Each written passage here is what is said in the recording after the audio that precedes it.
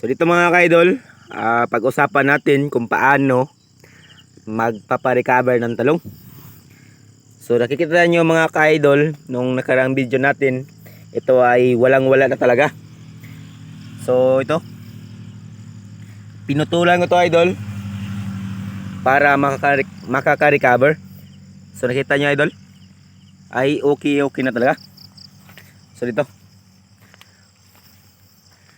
so napapansin nyo mga ka-idol ay nagdadala na po ng bunga. At ganito na po ang sistema niya mga ka-idol. So wala talagang imposible yun, diba?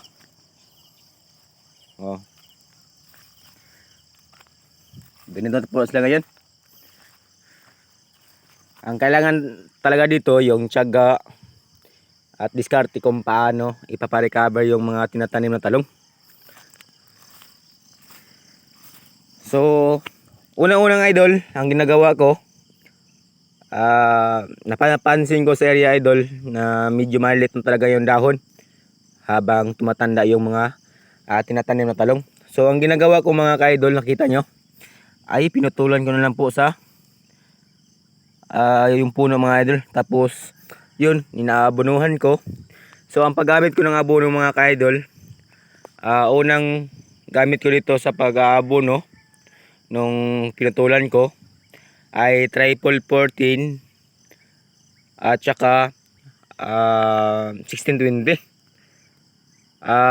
Pangalawang abono ko mga ka-idol, yung triple 14 pa rin at saka urea at saka yung yung 1620.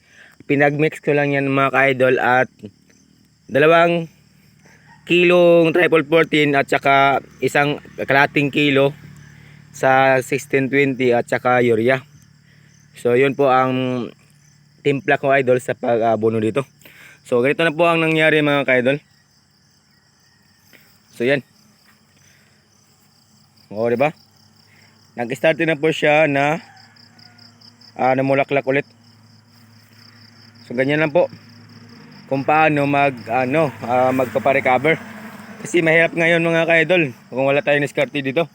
Tanim tayo tapos hindi natin alam kung anong mga dapat gawin. So kailangan talaga diskarte din. So nakita nyo mga ka-idol, nagsimula na po siya namumunga ulit. Nung nag-abono ako dito idol, nung nakarang video ko, mga 1 linggo na ngayon. So akala ko kasi mga ka-idol 2 linggo mag-start na po siya namumunga, pero napansin nyo ay may mga bunga na ulit. So yan. At saka yung spray ko pala dito mga ka-idol, i-share ko din sa inyo. Yung foliar na ginagamit ko ay Megatonic at saka gold. Tapos minsan nag-alternate ako ng hyper at saka yung score. So yun, kailangan talaga mag-spray ako dito idol every weeks. So di nakadepende na sa panahon. Pag tag-ulan ay postpone ko po yung pag-spray ko dito kasi sayang naman idol, nag-spray tayo tapos umulan, mawawala lang din yun.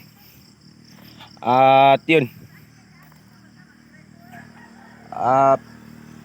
pag umiinit naman to mga ka-idol, so yung mga damo na yan, i-sprayan ko po ng herbicide. So ang ginagamit ko ditong herbicide mga ka-idol, sa totoo lang, yung Roundup lang talaga. So yun, may mga kanya-kanya tayong pamamaraan. Utang ina niyo. Ito na sa